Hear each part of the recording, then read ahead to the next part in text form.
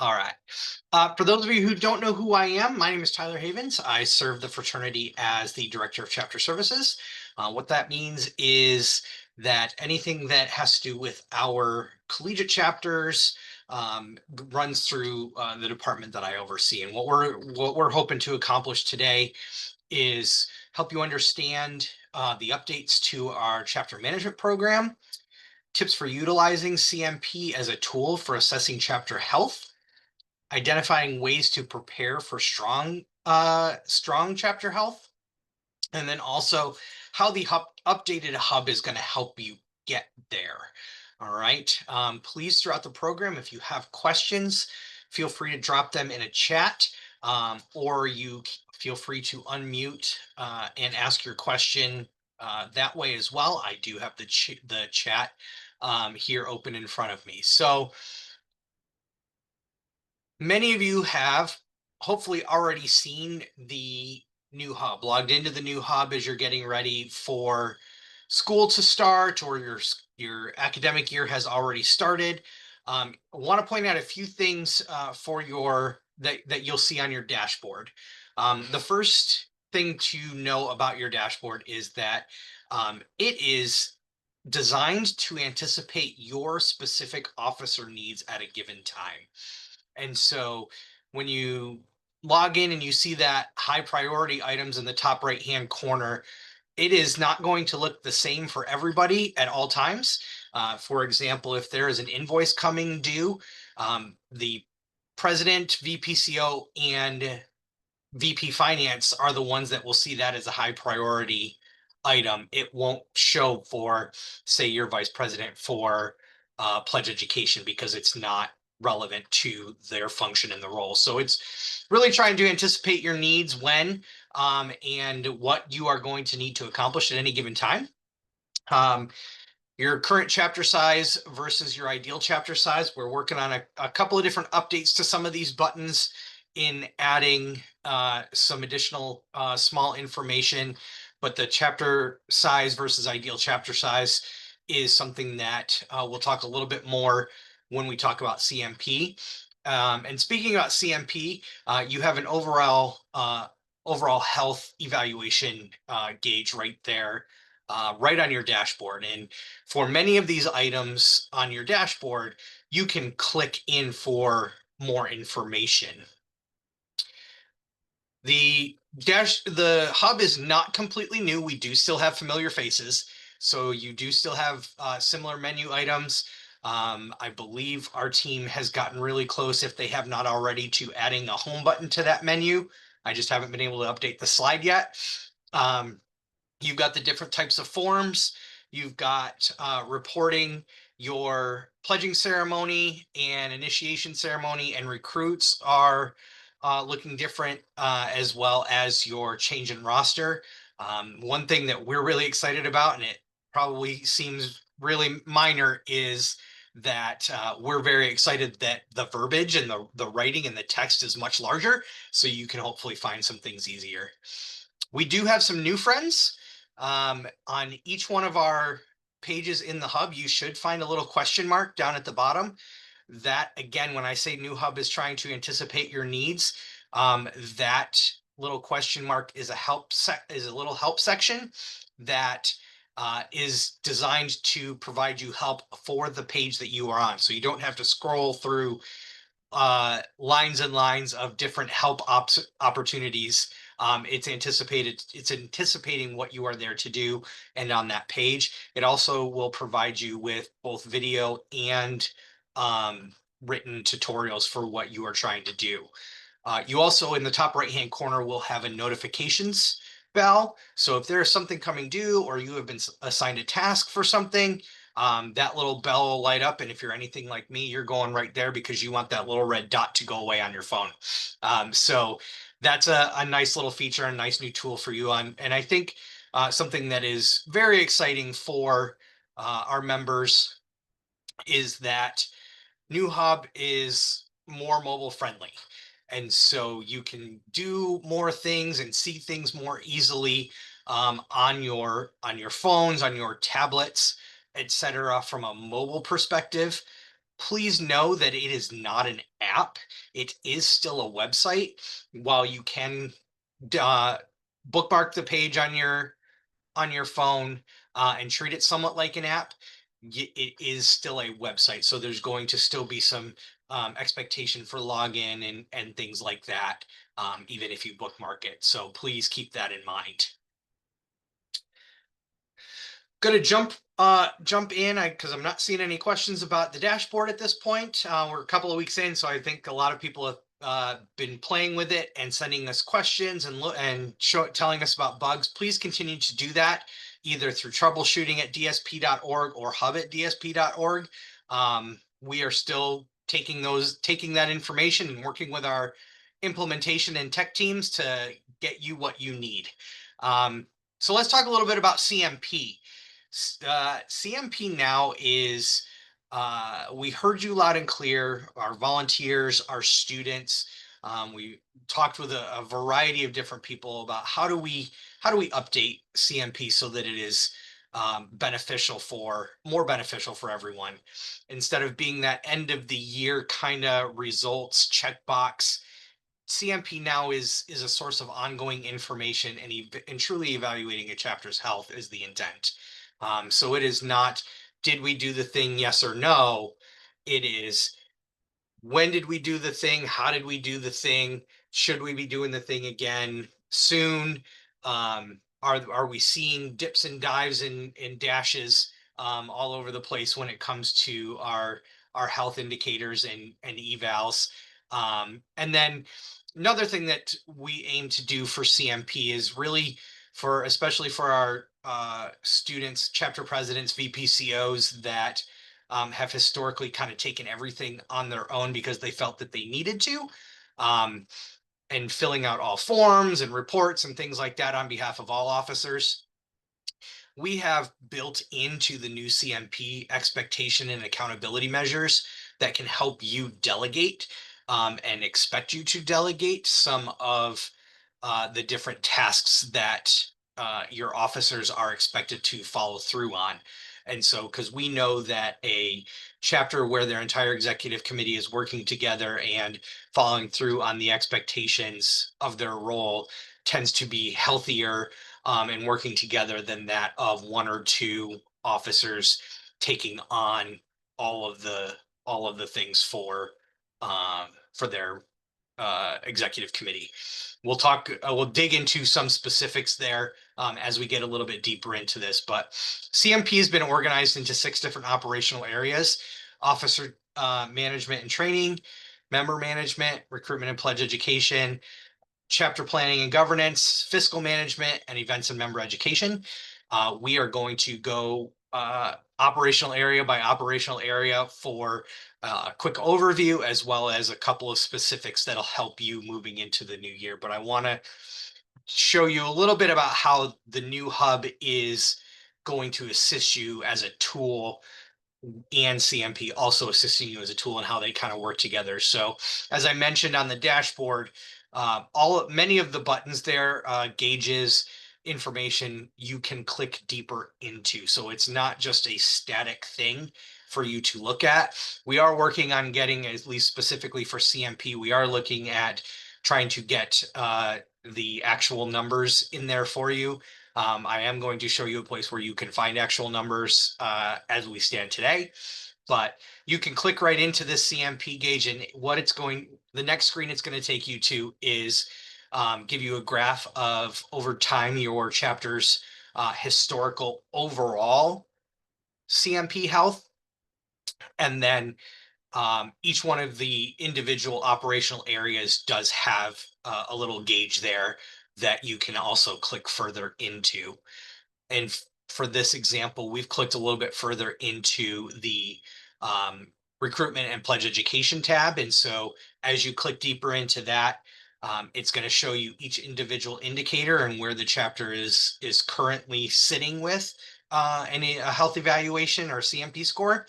And then also for that operational area, a little graph of over time, how has the chapter health fluctuated. Can dig even deeper than that, and we hope you do. If you click on a specific indicator, it will give you information specifically on that indicator. So again, it's giving you a graph a little bit about that over time, that particular indicator. It gives you a description of that indicator, and then also gives you a uh, information on what is each evaluation score, health evaluation score look like on for that particular indicator, and that will change as you click on the different indicators. So I'm going to take a quick pause because my next piece is diving a little bit deeper into the functional areas and best practices. If anybody's got questions on CMP hub interfacing, I'm going to take a quick pause for that.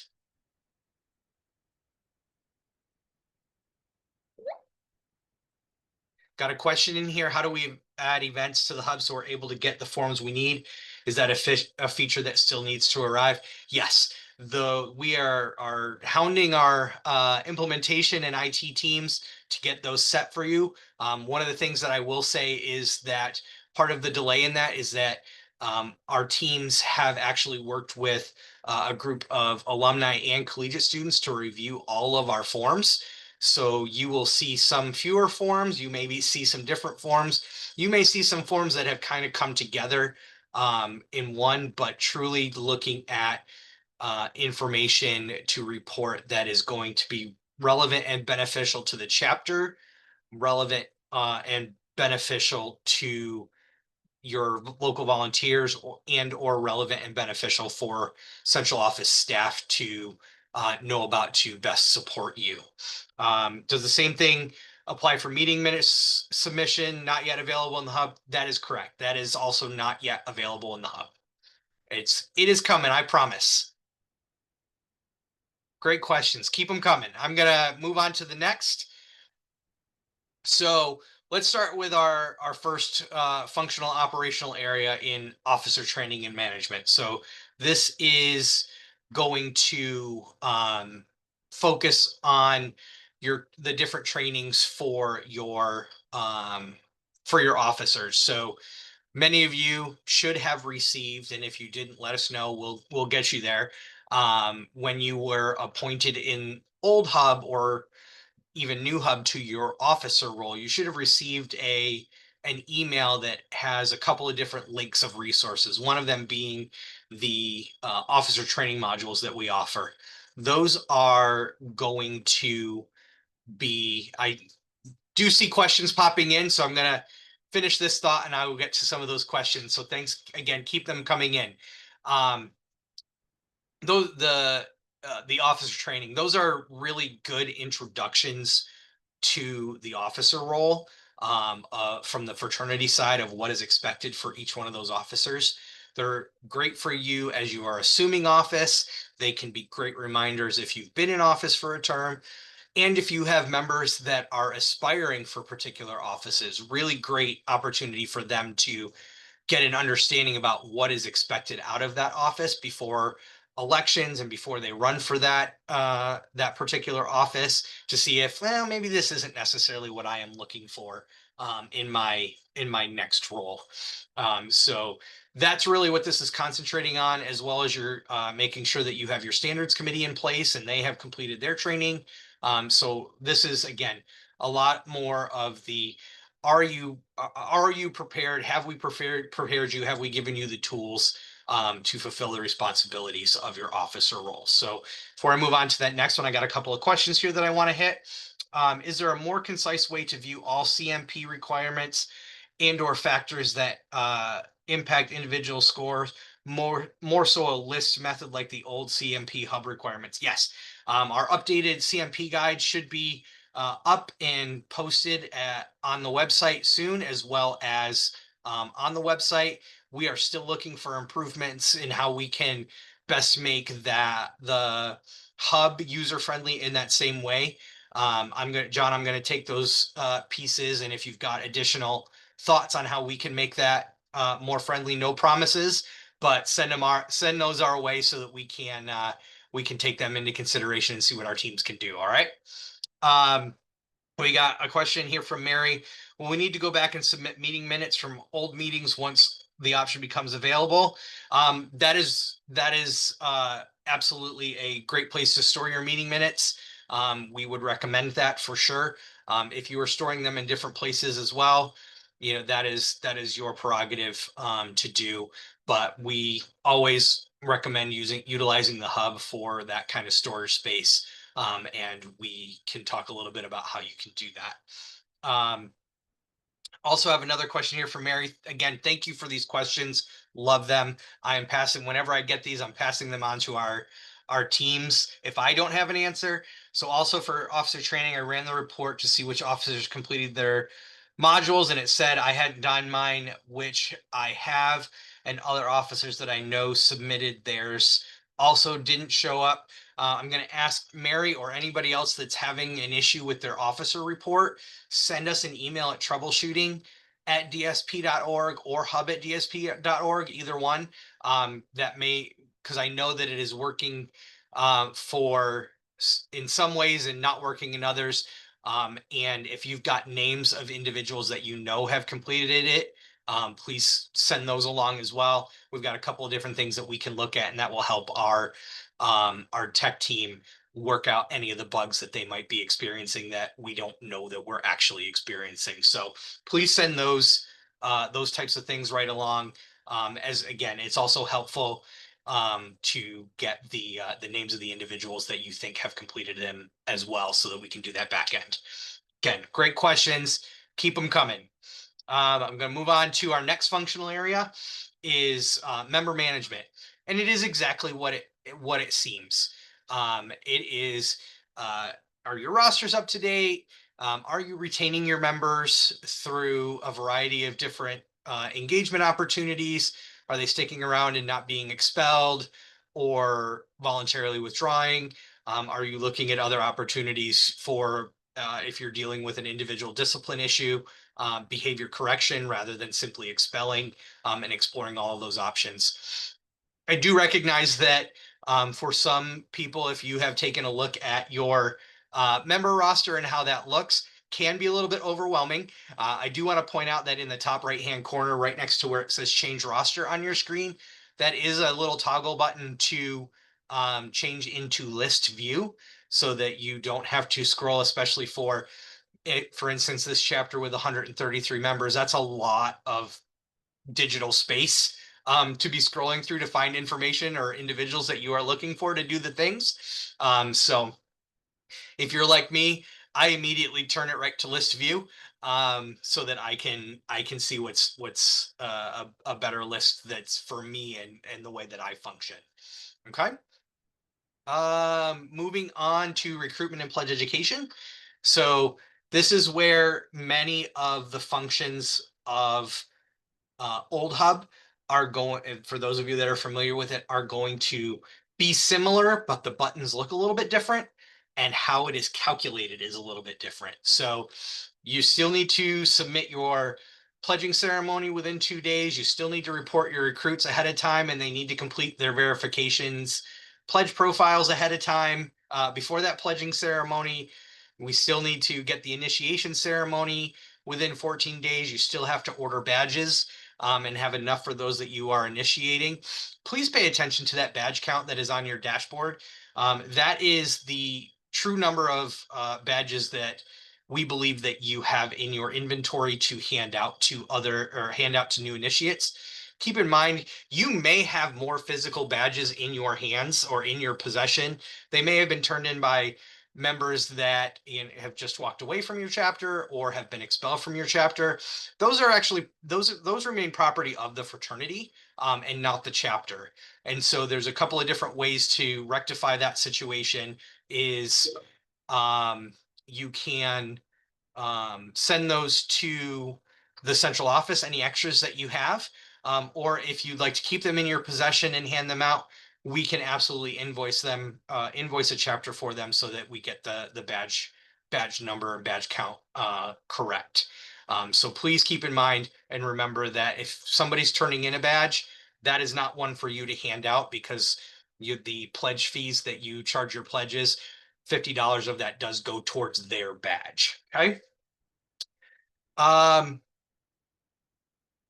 Jennifer, great question. Can we submit anything GCC in the community service we did for the hub there yet? Not quite yet. That's going to come with some of those forms. They are just getting in the final stages to get posted. Okay.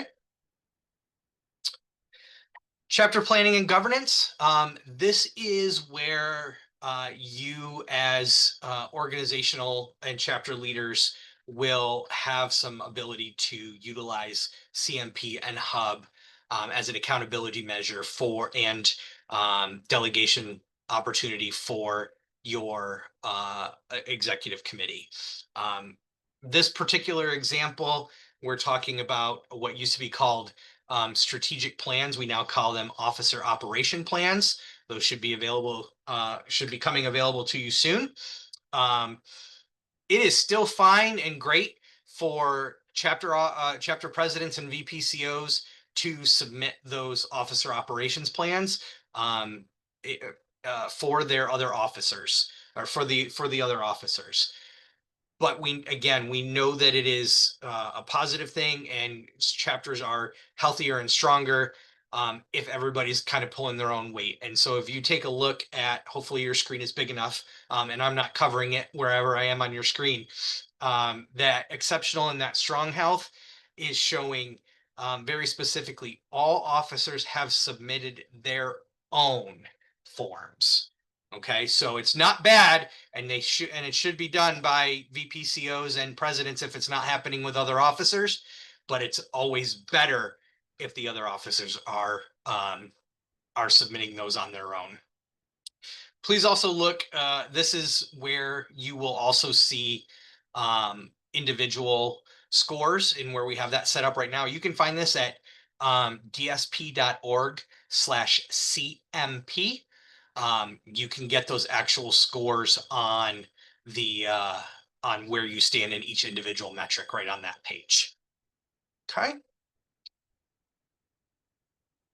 All right. Oops. Sorry, I clicked too fast. Fiscal management. This is exactly what you think it is. Is your chapter paying your invoices on time?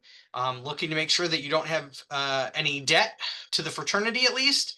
And are your books being reviewed by somebody that is outside of the chapter, whether it be a faculty member or an alumni with some type of a background that's not your district director, somebody that you can engage to make sure that your finances are in order. You would be surprised to know the number of we get at least 2, 3, 4 chapters coming to us that they have had some members and that the books are off for one reason or another, and need some assistance in tracking some of that down. And we can help to a certain point. But if you're doing this more regularly, which part of CMP is asking you to do, still looking for you to do at least once a year, but this is going to be also at kind of your at an appropriate time for you. Previously it was the an annual form, and now you can do it when it is best for you. Have a question in here from Mark. Is the new hub changing the requirements to achieve each standing as a chapter? Great question. So the accredited chapter, chapter of recognition, chapter of excellence, those are no longer part of the program because those were end of the year. Did you meet certain requirements, the checkbox type? With this being more of a real-time, free-flowing program, there is going to be recognition programs in place. However, we are waiting to get our new awards program work group together. After the vote of the grand chapter and changing our committee structure, we're a little delayed in that. So there will be recognition for this version of CMP. More on our intention is to be more ongoing with that recognition and not simply an end of the year.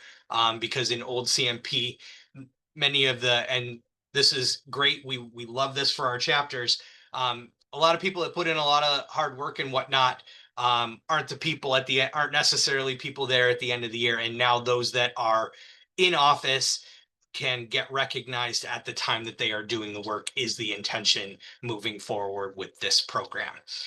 Please, though, keep in mind to actually, you know what? I'm going to hold that next thought to this next slide. All right. So events and member education. This again is thinking about not only your national events, who is attending, who has attended one, how many do you have attending, and have you had at least one person attending?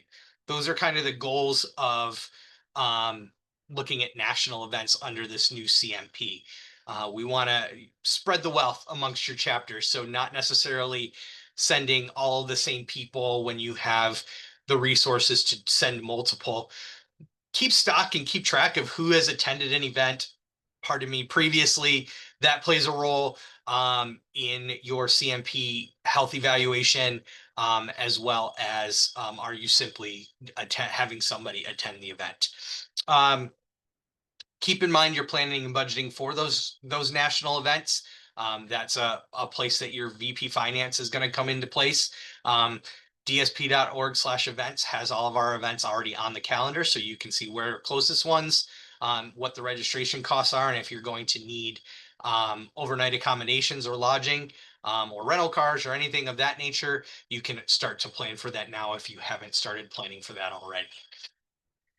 Last piece in this functional area that I want to talk about, and many of you have asked the questions about submitting the forms for these, are your risk management, campus culture, professional and service events. Big thing that we have done some research on over the last year or so is the event forms that our chapters have filled out for professional and service events.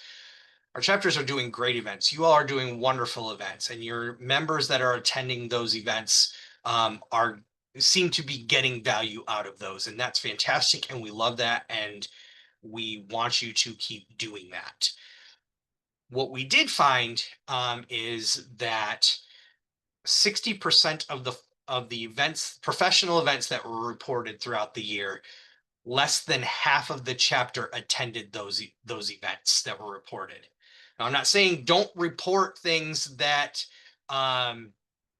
less than half of your chapter is attending. Please, please, please report those, because those will still populate into your end of the year awards applications so that you have them there. But under the new CMP for both community service and professional events, and we do recognize that under community service that there may be a limitation on space, because I'm sure that in a 50-person chapter, 25 people probably can't go read to kids at the same time. Totally get that. We are looking at ways to accommodate for that. But that percentage of less than half members attending is higher when you look at service events. And so what we're really looking for under new CMP for your local events is really that quality over that quantity. And so are you hosting events that, once a month and half your members are attending? Are you hosting one really good professional event or community service event where 70% of your members are attending? And so that's what it's really looking for. And please do the events that are valuable to you, but I want you to think about the opportunity to connect with your members on a different level when it comes to events. In what is going to be valuable for them, what is it that they're looking for to attend for a chapter event that would get them there. What do they not? What are they not looking for? If you've done 3 or 4 resume workshops with your career service department, there may only be a handful of people that are interested in doing that again. Maybe it's time to look at something different. And what is a good time for members to attend events? For some chapters, it may be saying, hey, once a month, we're going to do what Tyler calls a paper meeting, and we're going to give you our reports on paper, but this is our chapter time is going to be our professional event time. The third meeting of the month or something of that nature. So things to consider when planning your events here for the upcoming years ahead, in really having conversations with your members about what they want to engage in. Um, Risk management and campus culture events tend to be about 50-50 of our chapters even completing them over the last few years. Um, Campus culture events, you may know them as diversity, equity, inclusion events. We recognize that the resources on your campuses are shrinking, disappearing, combining. Um, and that's going to make it more difficult for you to find resources on your campus. They are still there. Your centers may have closed, or your multicultural offices may have had to shift under a student activities office. But they do. I am 99% sure that on 99% of our campuses that there are still resources on your campus for that continued education. But what I want to impress upon you is don't forget about your local nonprofits as well. There is a variety of, even in small campus towns, especially in small campus towns, college towns, there are local nonprofits that are really looking to engage with the college students, that are needing volunteers from the college students. So not only do you get that campus culture educate, that campus and community culture education, but you also get an opportunity to serve those nonprofits. So don't forget about those local nonprofits on your campus.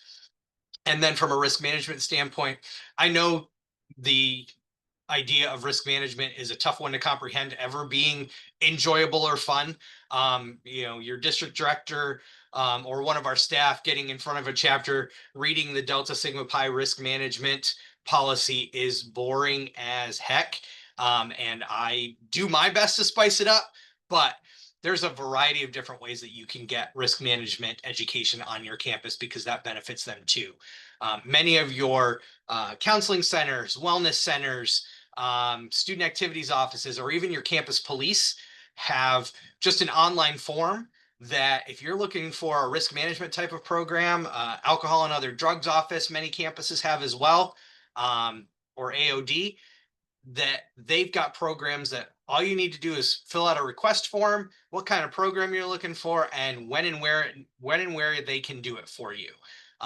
Many times an AOD office just has a in a box, what we call in a box program, where they can come to any meeting at any given time. Just give them a little bit of notice, and run the educational experience. One that I do say to chapters is work with your local university police. Many times they have some different things that, instead of standing in front, they can do demonstrations like a drunk driving simulation, where I've had fraternities and sororities that have set up with their local university police cones in a safe environment, where the police have a variety of different goggles that simulate different levels of intoxication, and you have to navigate the course in a golf cart. So if you've never thought about anything like that when it comes to risk management, please, please, please, your institutional personnel really do want to do these programs with you. It benefits them as well as it benefits you as an individual or as a member of Delta Sigma Pi. So think risk management can be fun, I promise. So a couple of things that you all can do today. And again, if you've got questions, keep popping them in the chat here and I will get to them as we are going. But this is my last slide before I talk about some specific hub functions in detail. So a couple of things that you can do today are, have your officers complete their officer modules. Again, if you're having trouble with the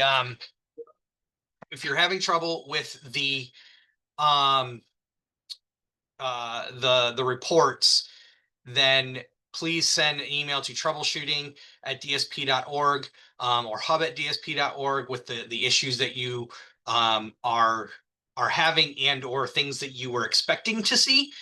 Send them our way. We will talk with our teams and see what we can do there. Build your fall national event plan and even your spring plan. All of our provincial all of our provincials are already on the website at dsp.org/events. So please make sure to check those out.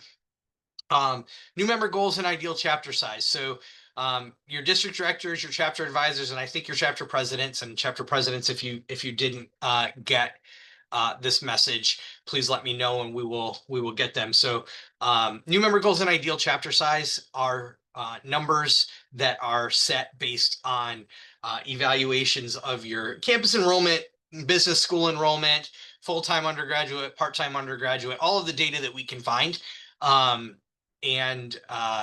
So that's where that ideal chapter size on the dashboard is going to play a role in your CMP. And so if you have gotten those details or that numbers, again, district directors will have these. Your regional vice presidents have access to these as well.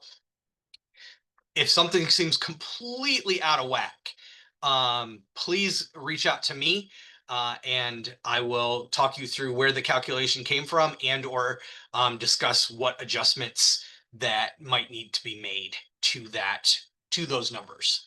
Have anybody that's going to serve on your standards committee, make sure that they are completing their training. All right. So remember that you need to have 3 individuals plus your chancellor that have completed that training.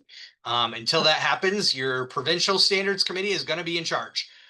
So we want to make sure that you have ownership in that process. So anybody, and it does not have to be your officers. It frankly probably shouldn't be your officers, especially not a president, but your chancellor plus 3 individuals and getting those standards trainings completed.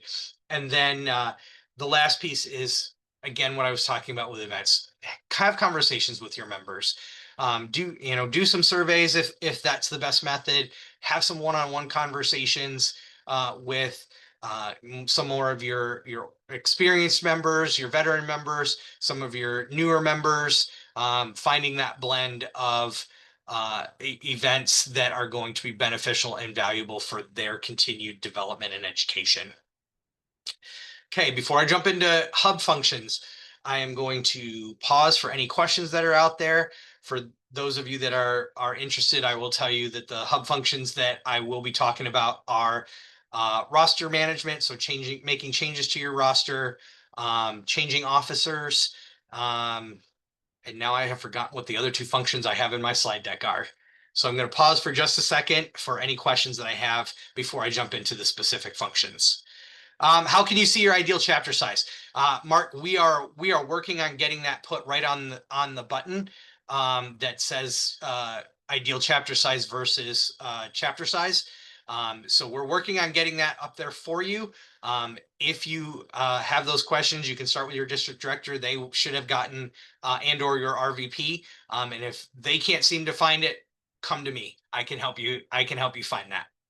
Or I have those here on my end as well. Great question. Is there an estimated time when the new CMP guide will be posted? Fingers crossed it's up next week. That is my goal. I am working with our chapter services team for a last review now that we have seen the hub and how some of the things that are going to be submitted on the back end are going to work. So fingers crossed we will get something up next week. It may not have screenshots like I hoped, but ultimately it will. But we will at least get you something, fingers crossed, up on our website next week. Great question, Lauren. Thank you. All right.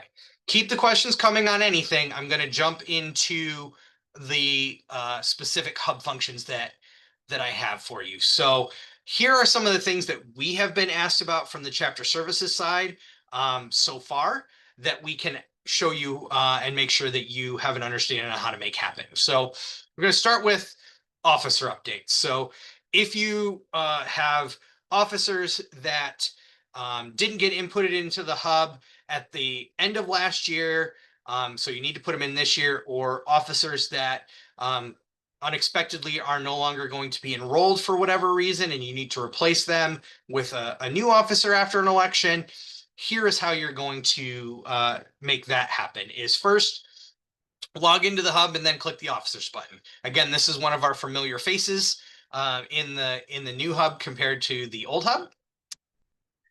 Next, you're going to look for the officer position that you want to replace and then click that replace officer button.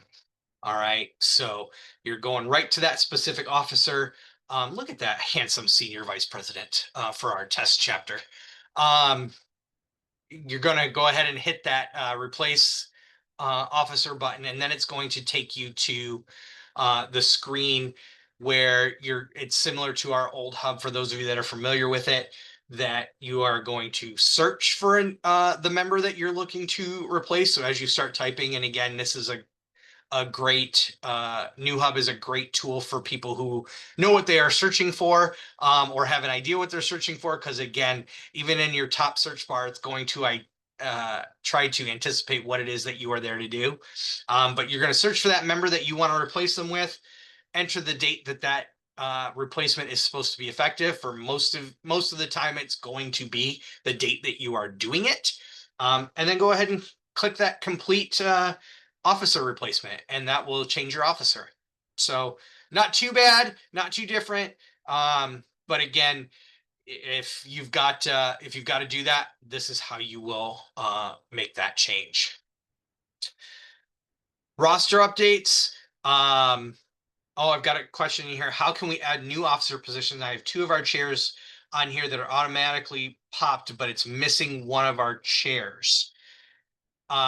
Angeline, why don't you send us an email individually?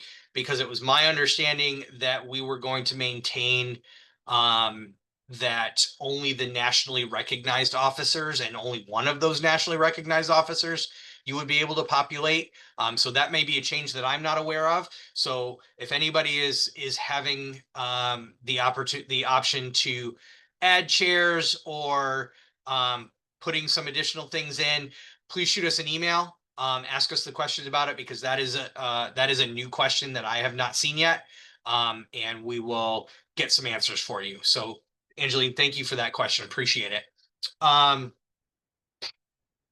So, making roster updates. You have some unexpected members that that you didn't realize were going to study abroad, that they were going to be on an internship that is nowhere near campus, that they're temporarily not enrolled. So for whatever reason, they need to take a break for a semester or a certain period of time, or they're permanently not enrolled.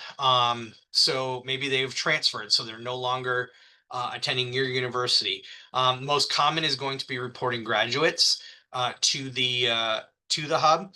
And so here's how you're going to make some of those roster updates. And so here, logging into the hub and clicking the members button, pardon me, at that top right-hand corner, you've seen it a couple of times throughout this presentation, is that change roster button. That's going to pop into a submit roster changes. Again, similar to old hub, if you were familiar with it, we are asking you, are you reporting a group of individuals that have graduated?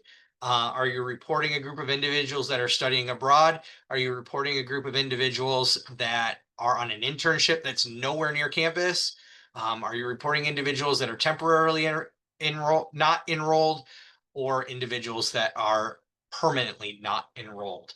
And then again, here you're going to hit that effective date change. Again, it is going to be the date that you are making the change, and then you'll go ahead and move on to the next screen. Angeline, I see your question here. I'm going to get to that right at the end here of this section. Again, you're going to see your roster.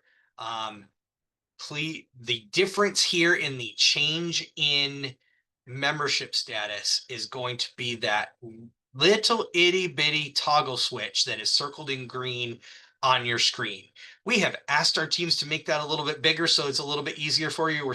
That is not the biggest priority right now, as you have discussed other priorities for you, but it is there you're pointing that out. So if there is somebody that you are needing to change that status for to whatever status it is that um, you are doing, you're going to make sure that you toggle that switch so that it is to the right. It turns blue, and the individual's card or their profile that will gray out. That's how you know that individual has been selected during this process. And then you will scroll back up to the top of your screen and go ahead and click the proceed with changes. Now, it will change that number for however many people you have selected. So if you go in knowing that, okay, I need to report 12 individuals as graduated, and you scroll back up to the screen and say, and see it says proceed with these 8 changes, that means that you've got some more people that you need to go and select for this option. So you'll go back down into the member roster and find those individuals, and then scroll back up to the top when you've got that done. So Angeli has a question here. What if we have a member dropping DSP and none of those options apply? This is more of a philosophical question, and as well as a procedural question. So the if somebody is wanting to leave your chapter, when they took their oath, when they were initiated, they made a lifelong commitment. And so for an individual to leave a chapter officially, and no longer be a member of Delta Sigma Pi, there's 2 ways for that to happen. Is that they complete a voluntary withdrawal form, and there's really very few circumstances in which that gets approved, or they are expelled for violation of some type of local or national policy. Outside of that, they are considered members of your chapter. If chapters have some type of limited status that they put individuals on, they are still members of your chapter. The chapter is still responsible for them, their actions, and dues. But when you take that oath at initiation, you are making a lifelong commitment. And so those are the only 2 ways that somebody can no longer be a member of Delta Sigma Pi. And if you've got further questions on that, please reach out to us, hub@dsp.org, and we can chat a little bit further about that. Got another question in here. Is there a reason why our officer report has not been received on the CMP tab, but it was accepted on the hub? Travis, I don't know that. I don't know that answer. I'm going to take that back to our team, that there's probably a bug in the system. If you want to also send me an email so that it'll help me remember to do that, I've got another training right after this. I would appreciate that, and we will take a look at that. Thanks for the question. I think I've got one more here for you. Useful available reports. So in the old hub, whether you knew that these were there or not, there's a variety of different reports that are available to you that could be helpful to your chapter. Anything that is highlighted in yellow is something that I have already tested, and it worked at least yesterday. So you should be able to utilize those. Anticipated graduation dates by chapter is going to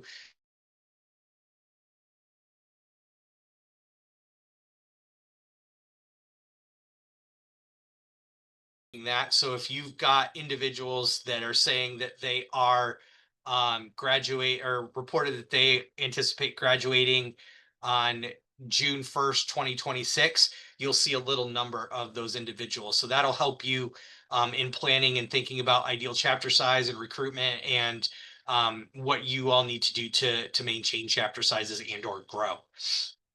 Chapter radius report. If you are looking for speakers, just additional support, other alumni in the area that are not just from your chapter that you may want to engage in for events that you are holding, or anniversary celebrations, or looking to potentially donate to your chapter leadership fund, that chapter radius support report is going to give you a list of alumni within 25 miles of your campus. Faculty initiates. faculty, if you've never initiated a faculty member into the fraternity, we highly encourage you do so. It's a great way to recognize faculty members that have meant something to the chapter, have supported the chapter, have given back to the chapter, or given back to the business community. And so if your chapter has ever initiated a faculty member, that's what that list will tell you. It does not tell you if a faculty member who may have been initiated at another school is now working on your campus. It's not going to tell you if that faculty initiate is still working on your campus, but it is going to let you know any faculty members that you as a chapter have initiated, whether you knew it or not. And it is especially Founders Day is a great way to celebrate those individuals. You will also get some upcoming term dates that will be valuable. If for some reason we have your term date completely off in our system, please let us know, because that does impact some of the emails and invoices and things like that that you get. Let's see. A few more useful reports. Your standards committee, we already talked about some of the reports that are maybe have some bugs in them, but there's report on here on who's completed your standards training. There will be that officer module one. Again, we talked about that bug a little bit earlier. When you probably don't have any information in these pledge module ones because it is still early in your semester. We don't believe that anybody has reported a pledging ceremony yet. But once you have done that, this is where you will come to see if your pledges have completed their modules, when they completed their modules, and how they did on those. And then the last thing that I do have for you, especially for those that attended Grand Chapter Congress, is your chapter leadership fund requests. And so there's going to be a couple of different ways that this will become available to you. So like I said, the new hub is trying to anticipate your needs. So your chapter in the high priority items, likely every officer has this in their high priority items, because the hub is, while it is very sophisticated, is not necessarily sophisticated enough to identify who from your chapter may have attended an event. So it's probably there for everybody. But chapter leadership fund requests, option one, that is not always available, is it shows up in your high priority items section, and you click on that, you fill out the form, and you save and submit. Very simple. The other way that it shows up is in the event that you are going to a regional, your RVP is hosting a regional conference, or you are co-sponsoring financially with a business school or another organization, a big name speaker on your campus that has a speaking fee or an honorarium, which you can utilize your CLF dollars for. Or it's just a random time that you are attending a different lead event or national event. You can still access them at all times by going to the form, by clicking on the forms button. Once you click on that form button, again, some familiar faces here, you will see the tab that says forms that may be submitted as needed.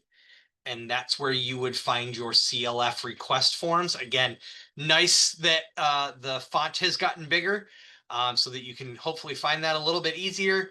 And then you will complete the form, save and submit. And it is that simple. I know that I'm coming up to the end of the hour here. Still will take your questions. But if you have additional questions once we roll out here, please don't forget troubleshooting@dsp.org, hub@dsp.org. Both of those are going to get to our chapter services team. Our chapter services team is going to be able to answer or reroute the question to somebody, or let somebody know that something's not working. So please utilize those with any experiences that you are having with hub or with the new hub or CMP, or if there is something that you wish was available to you in especially in the new hub.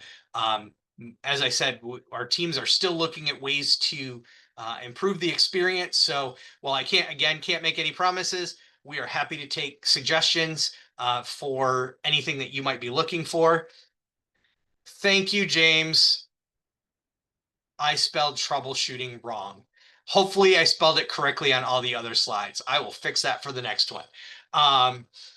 Also, you can look at contacting any one of us individually. Aiden, our educational leadership consultant, Jasmine, our associate director for chapter development, or myself. Please know that my email is the only email in the office that uses the last name. If you can email Tyler at dsp.org, it will eventually get to me, but it's going to go through the foundation first. And my running joke is if you email Tyler at dsp.org before I get your question, they're going to ask you for a donation. It's not true, but it's always nice to donate to the foundation as well. And then don't forget our new little friend down at the bottom of your pages that are there to thank you, Mary. I appreciate that. I got a little smiley face laugh from Mary. And the question mark down at the bottom, where it's going to provide you with some help resources for using the hub, not necessarily the fraternity side of what you're trying to do, but at least how to use the hub there at the bottom of the screen in that help resource. So that's my spiel. I've got a couple more minutes that I will hang on here if there are additional questions, but outside of that, thank you all for your time. Thank you all for what you are doing for Delta Sigma Pi. Good luck with all of your events. Have a great start to your academic year. And throughout the year, if there is anything that our chapter support team, chapter services team can do for you, or questions that you have, please do not hesitate to reach out to us and or your local leaders, your district directors, your regional vice presidents. We are all here to support you and help you accomplish the things that you are trying to accomplish. Everyone have a good evening or afternoon wherever you are tuning in from. Thanks so much. We appreciate it.